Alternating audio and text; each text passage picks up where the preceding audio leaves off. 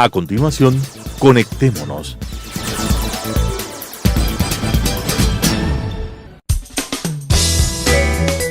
Clasificación A.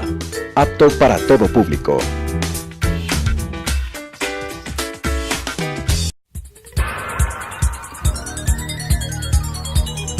Las opiniones vertidas en este espacio por la producción y dirección del programa son de exclusiva responsabilidad de sus autores y de quienes intervienen en ellos.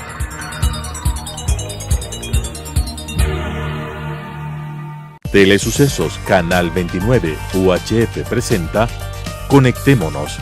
El presente no es producto del azar. Hay múltiples hilos conductores que nos explican y contextualizan el proceso del desarrollo humano. Sigamos esas pistas y tengamos una mejor comprensión de los cómo y los porqués de nuestras realidades, con la conducción de Alan Cathay. Conectémonos. Conectémonos, a lo largo de varios programas, ha explorado el fenómeno latinoamericano y mundial de la corrupción. La corrupción institucionalizada y articulada en torno a redes mafiosas internas y externas, capaces de crear estructuras para maximizar su rentabilidad y asegurar la impunidad. Se analizó el impacto directo e indirecto de la corrupción en la economía de los países, así como su impacto político en cuanto factor de destrucción del tejido social de la democracia que da lugar y abre camino a propuestas populistas mesiánicas. En este terreno el cáncer encuentra el huésped perfecto, retroalimentándose el uno al otro. Parecería que el diagnóstico ha cubierto al menos dos de los riesgos y amenazas más graves del fenómeno. Y superando la fase diagnóstica, Conectémonos busca explorar dos temas consecuentes. El primero, el carácter estructural, sistémico y no aislado e individual del modelo. Y el segundo, su carácter delincuencial organizado con aparatos locales e internacionales para su aplicación.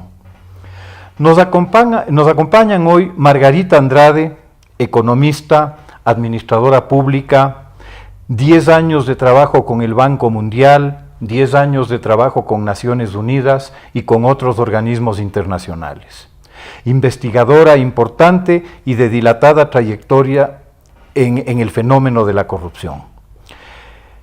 Y nos acompaña también el coronel César Carrión, quien realiza una vital investigación en torno al debilitamiento institucional de los organismos de seguridad e inteligencia y su instrumentalización política. Bienvenidos a este programa, Margarita. Muchas gracias. Te pregunto, ¿cabe hablar de un aparato corrupto y corruptor desde el poder? ¿Estamos solo ante unos pocos ambiciosos de dinero que se torcieron? Gracias, Alan, por este espacio para conversar y el privilegio de estar contigo y con el coronel Carrión, que es mi jefe. Nosotros hemos analizado cuidadosamente este fenómeno de los 10 años de socialismo del siglo XXI y hemos visto cómo hubo una captura del aparato del Estado por parte de grupos que, podríamos decir, se tomaron todas las estructuras de poder que existían y que además tenían un libreto predeterminado y vinculaciones internacionales muy importantes. Si bien este modelo, tú decías, ha contribuido a destruir el tejido social, yo me atrevo a decir que también ha destruido el tejido económico. Y estamos de cara a un país donde el tejido social y económico casi que se ha pulverizado y la identidad del Estado se ha desnaturalizado. Bajo esa óptica, con el coronel Carrión hemos hecho un análisis muy detallado de cuáles son esos puntos medulares, esa legislación que contribuyó a potenciar la captura del Estado y una vez que existía esa captura, potenciar la represión, los contratos, la total malversación de los fondos públicos y, entre otras cosas, una geopolítica, contribuir a una geopolítica o a unas vinculaciones que hasta el día de hoy son perversas y que no se pueden deshacer tan fácilmente. Entonces, hablar de corruptos, sí, hablar de un sistema es mucho más elocuente, mucho más acertado, decir que estamos todavía viviendo bajo los rezagos de un sistema corruptor. César, desde su experiencia y analizando, enfocándonos en el tema de cómo el Estado ha buscado debilitar la estructura institucional de los órganos más que de control, de inteligencia y de la información interna, desde su experiencia, repito, ¿qué tan profundo es el control y el uso político de la seguridad y de la inteligencia nacionales? Gracias, primero Alan, muchas gracias por la invitación. En este foro es importante tratar este concepto de la seguridad, ¿no? Y hemos visto que el gobierno de la revolución, entre comillas, del socialismo del siglo XXI, con esa ideología ha ido paulatinamente desnaturalizando, desinstitucionalizando a las entidades y a las instituciones propias que tiene de acuerdo a la Constitución. Inclusive en la Constitución del 2008 ya se constitucionalizó, llamémosle así, la inseguridad. Parece algo irreal. Por ejemplo, se entregó las atribuciones del tránsito a los municipios, de acuerdo a las posibilidades de poder asimilar o gestionar su gestión del tránsito. Pero esto se volvió un caos. A nivel nacional vemos grupos o cantones o alcaldes que no configuran su tránsito o configuran a medias. Y vemos a lo largo del país, manejados una parte por la misma policía de tránsito y otros no. Entonces ahí se desconfigura parte de la inseguridad. Otro tema de la inseguridad también podemos decir, a raíz del 30 de septiembre, se fue consolidando ideologías dentro de la institución. Primero con el decreto 632, en el cual pasan las atribuciones de la policía que tenía antes constitucionalmente a el Ministerio del Interior. Es decir, se convierte en una policía ministerial, bajo la tutela de un partido político, no bajo la tutela del Estado, que debería ser lo normal. Igual continuaron carcomiendo a la institución, por ejemplo, creando el 911 y pasan a ser intermediarios, la policía pasa a ser una especie de segundos en el nivel de atención directa a los auxilios o a las necesidades de la población. El 80% de las llamadas telefónicas corresponden a policía, pero sin embargo las llamadas reciben particulares contratados civiles en el 911. Mire cómo se va desarticulando la inseguridad. Y luego la Ley de Seguridad Pública y del Estado fue paulatinamente configurando en su ley, en el artículo 13, sobre el tema de quién lideraba el sistema de inteligencia. ¿Quién lidera el sistema de inteligencia nacional? Es el Secretario Nacional de Inteligencia. Sin embargo, este secretario, pues, durante estos últimos años hemos visto que no ha cumplido el rol de hacer la verdadera inteligencia. Como pruebas de eso hay cualquier cantidad. Y la última fue la explosión del coche bomba en el 27 de enero en San Lorenzo, al pie del destacamento policial. No funcionaron las articulaciones, no funcionaron los elementos o las instituciones que tienen que ver sobre el tema de la seguridad interna. Se suma a esto el acuerdo de paz de Colombia con el gobierno colombiano y las FARC, donde disidentes de las FARC han estado permanentemente pasándose de la frontera, no solamente los disidentes.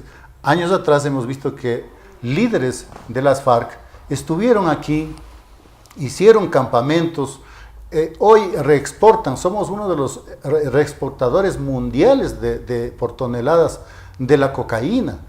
Y recientemente, el día de ayer y hoy, están en el 6º encuentro binacional, tanto el gobierno de Santos como de Lenín Moreno en el departamento de Pereira, para retomar un poco el problema de la frontera, que está muy permeabilizada en cuanto al ingreso de la droga, del armamento, de la gente que no debe cruzar, de las personas que están causando dentro de las organizaciones delictivas, la inseguridad que vive constantemente en este sector de la frontera. Son 586 kilómetros que no ha podido ni las Fuerzas Armadas locales con la policía pues impedir este paso. Lo mismo Colombia.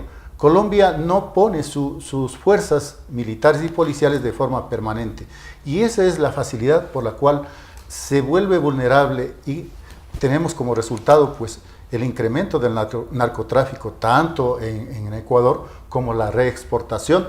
A mí me sorprende que tantas toneladas, grandes cantidades, se incauten aquí y no se detenga a los líderes de los carteles. Se sabe que están mexicanos, colombianos, van de norte a sur del país, y no existe una política articulada de una seguridad elemental que necesita, de acuerdo a la propia Constitución de la República. Los radares chinos no funcionaron. Yo creo que a propósito se compraron chinos y no funcionaron. Se eliminó la base de Manta. Y bueno, la Secretaría de Inteligencia no cumple su papel como debería ser justo para estas organizaciones delictivas internacionales, pues enfocarse en ese tema y dar resultados oportunos y evidentes para que la ciudadanía no tengamos pues el microtráfico. Antes se hablaba de gramos, antes del 2007, del consumo o de la incautación, hoy se habla de toneladas. 2016 pasamos de las 116 toneladas de incautación, y la ONU dice que apenas el 10% se incauta. Entonces estamos inundados en droga y no hay sistema ni judicial.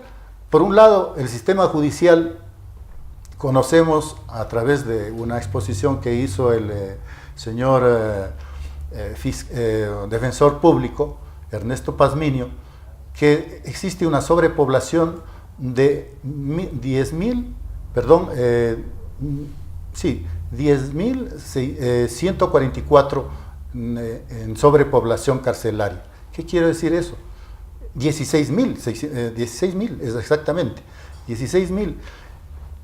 La capacidad, inclusive con los nuevos centros carcelarios, tiene una capacidad de 20.000, y ahora hay 16.000 más.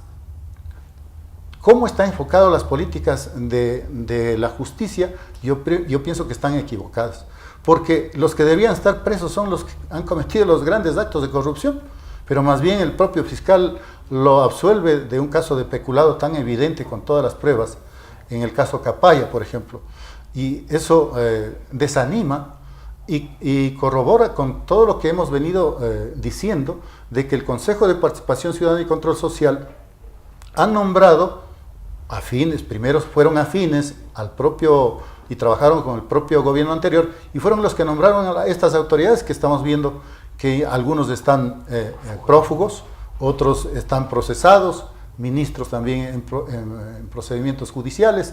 Es decir, hemos confiado en personas que, frente al poder y al abuso del poder, y más que todo a ver tanto dinero, pues se pasaron al lado contrario, en vez de administrar la justicia y cumplir su rol en cada uno de los papeles que tenían que hacerlo. Efectivamente, vemos que los alcances del pulpo de la corrupción son enormes, ¿no?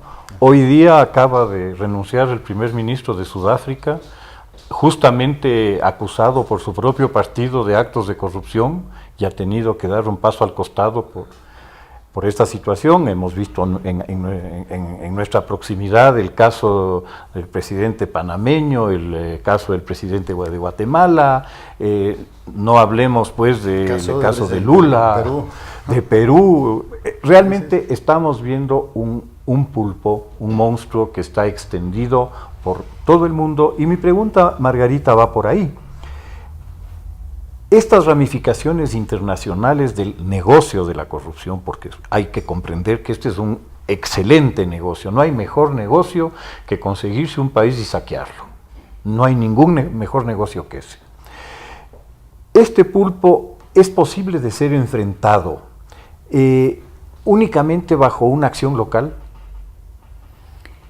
A ver, ahí quizás dos respuestas que son complementarias. Una, por supuesto que tiene que ser enfrentado localmente, porque existen en todos los países civilizados mecanismos para enfrentar la corrupción.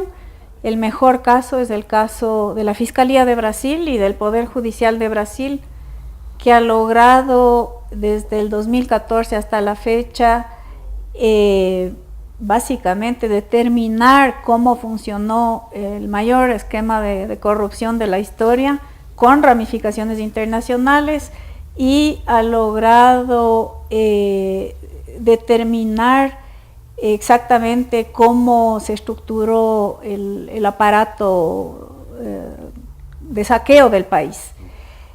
Entonces, por un lado, sí creo que hay países emblemáticos que nos muestran que sí es factible combatir estos procesos localmente. Por otro lado, la información financiera internacional es tan sofisticada que si existiera la voluntad política,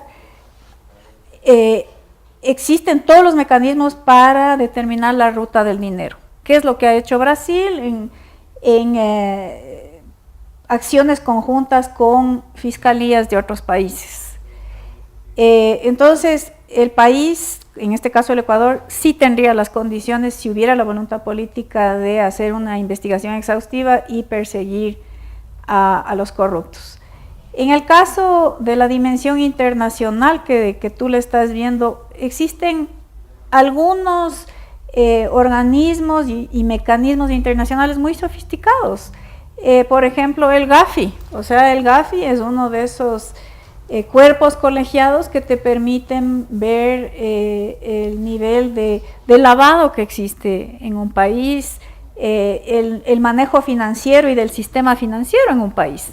Entonces sí creo que existen varios recursos internacionales a la mano, así como la iniciativa STAR del Banco Mundial, que persigue activos mal habidos, que podríamos emplear, sin decir de otras instancias a nivel del sistema de Naciones Unidas o a nivel de otros organismos internacionales que están muy empeñados en combatir el lavado.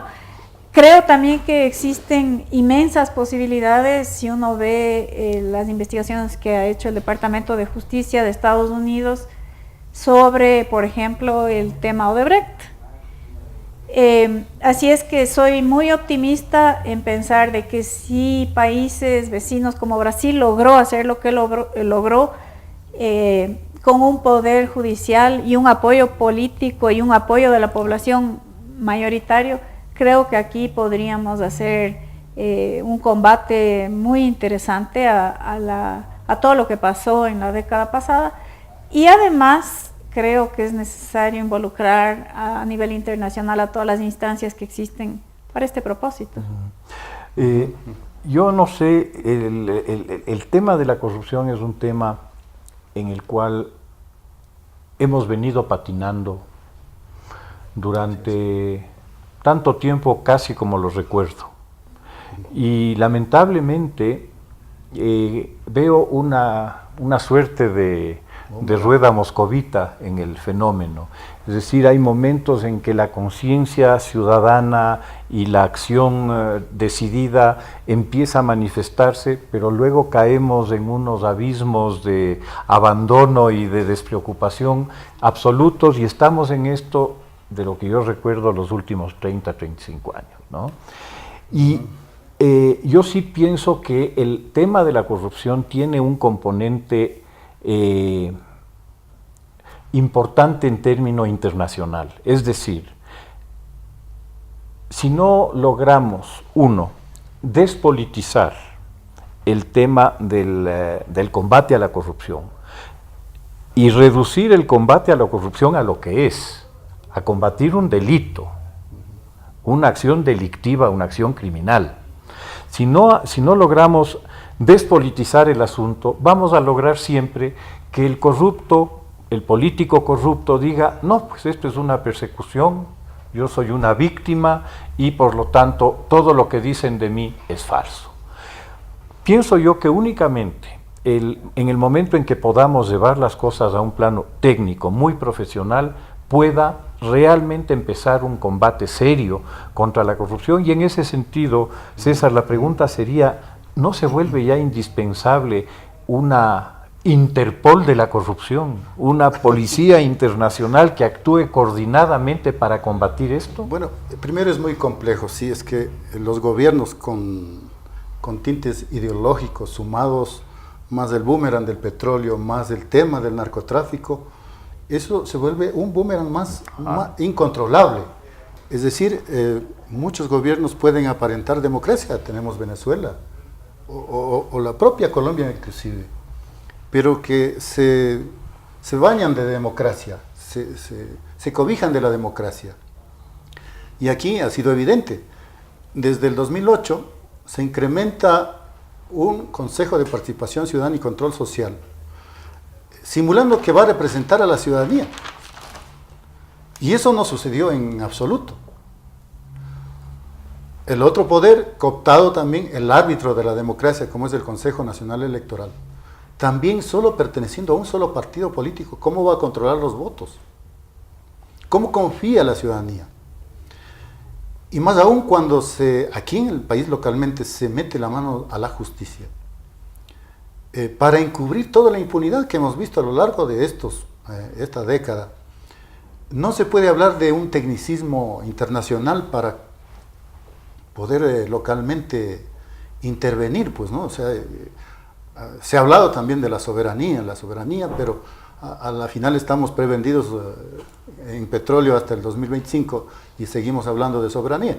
O sea, yo no le veo lógicas, pero sí creo que el pueblo es el llamado para seguir presionando, con mucha gente valerosa que ha salido a protestar, que ha hecho denuncias, que ha ofrendado inclusive sus vidas en defensa de estos valores que deben existir como básico, ¿no? De que se respete y que cumplan cada uno su rol. Esto no ha sucedido en estos 10 años y desmontarlo también es un proceso muy, muy complejo. Y más aún con los tentáculos de manera internacional o global que conlleva el narcotráfico asociado aquí al vecino país que tenemos. Nosotros vivimos en un sándwich del narcotráfico entre Perú y Colombia. Las guerrillas que aquí, ustedes recordarán, hace algunos años atrás, por los años 80, el Alfaro Vive Carajo se unió con un grupo guerrillero colombiano y los dos estaban pues fortaleciendo la guerrilla en esos tiempos, que por medio de las armas querían el poder. Después, en los años 80 mismo, fueron reprimidos y algunos ya son parte del gobierno, han sido parte del gobierno anterior y son parte del gobierno actual. En esos escenarios han llegado al poder para encubrir todas las ilegalidades que cometieron durante muchos años atrás. Y no se diga a Colombia, con el tema de las FARC, que ahora ya son un partido político. Después de haber masacrado a su pueblo, a la gente que no está de acuerdo, hoy son ya candidatos para este próximo agosto, entiendo que serán las elecciones, de tener un narcotraficante, un guerrillero, un terrorista, como candidato y posible presidente, y asociado a las drogas. No es que ha bajado, después del acuerdo de paz, ha bajado el consumo o el tráfico de las drogas, más bien se ha incrementado. Entonces no ha sido la solución. Yo personalmente tengo un concepto claro de que Fuerzas Armadas perdió la guerra con el narcotráfico en Colombia. Ese fue el escenario que ha dejado como herencia y que estamos topando nosotros ya esos problemas y estamos sintiéndolo, porque el narcotráfico tiene tentáculos en el mundo entero, tanto los que producen como los que consumen. Ahí estamos viendo, por ejemplo, un desquiciado en Florida que está dando bala a diestra y siniestra por un resentimiento quizás, pero no debe estar en un estado normal. La mayoría están consumiendo algún tipo de droga y ahí se degenera una sociedad en la cual nosotros queremos de alguna forma rescatarlo, porque desde ahí nace el comportamiento, la constitución de los valores básicos que debemos tener toda sociedad, toda integración familiar de alguna forma, ¿no? Que desde ahí se forma y se fortalece, no necesariamente la educación. Ahí tenemos profesionales que se han contaminado de la corrupción, los profesionales de economistas, háblese ingenieros, arquitectos, abogados, se han dedicado al estudio, pero han estudiado equivocadamente en lo que significa hacer el bien, ¿no? Ir en contra de la ética, de la moral. Correcto. Se me quedan un montón de cosas pendientes, Margarita y César. Quiero conversar mucho sobre el tema de la trazabilidad del dinero. Pienso que la única cosa que al final del día le duele al corrupto es perder el dinero que se robó, y la única forma de disuadir y de sentar al menos un principio de respeto y de recelo para seguir atracando es saber que ese atraco le puede ser quitado. Porque inclusive vemos que hay gente que está presa, dispuesta a pasarse 4 o 5 años preso, a sabiendas de que a la vuelta de 5 años saldrá a disfrutar de una fortuna inconmensurable, enorme. Entonces, sobre estos temas tenemos que seguir conversando, desde ya los comprometo para una próxima oportunidad y poder continuar profundizando en este tema que realmente es un drama para la región y para el mundo. Muchas gracias. Muchas gracias. No sé si vale intervenir. Por favor. Bueno, sobre el tema de la institución referente a la inseguridad que vivimos hoy a lo largo y ancho del país, el propio gobierno, después del 30 de septiembre, emitió un decreto ilegal para desnaturalizarle, el decreto 632, emitido el 17 de enero del 2011. Con este decreto, violando toda norma constitucional, como el artículo 160, el segundo inciso, que establece que las Fuerzas Armadas y la Policía tienen leyes específicas, pues no les importó las leyes específicas, emitieron un decreto, emitió el presidente Correa, expresidente, el decreto para hacer lo que quisieron de la Policía Nacional, desinstitucionalizando, desnaturalizando, desarticulándole, y ahí surgió el problema por ejemplo, de conformar un comité de paces, por ejemplo. Ese comité de paces fue ilegítimo, dirigido por un viceministro que estaban contaminados, no solamente desde el presidente, sino el propio ministro, y pues la justicia solo les persiguió a nivel intermedio hacia abajo. Eso quería complementar, y hay muchas cosas que hablar sobre el Código de Entidades de Seguridad Ciudadana. Muchísimas gracias, y como les digo, haremos prontamente un próximo programa. Muchas gracias. Las opiniones vertidas en este espacio por la producción y dirección del programa son de exclusiva responsabilidad de sus autores y de quienes intervienen en ellos.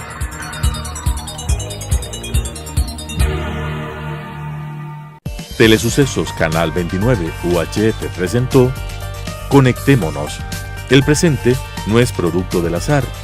Hay múltiples hilos conductores que nos explican y contextualizan el proceso del desarrollo humano. Sigamos esas pistas y tengamos una mejor comprensión de los cómo y los porqués de nuestras realidades, con la conducción de Alan Cathay. Conectémonos.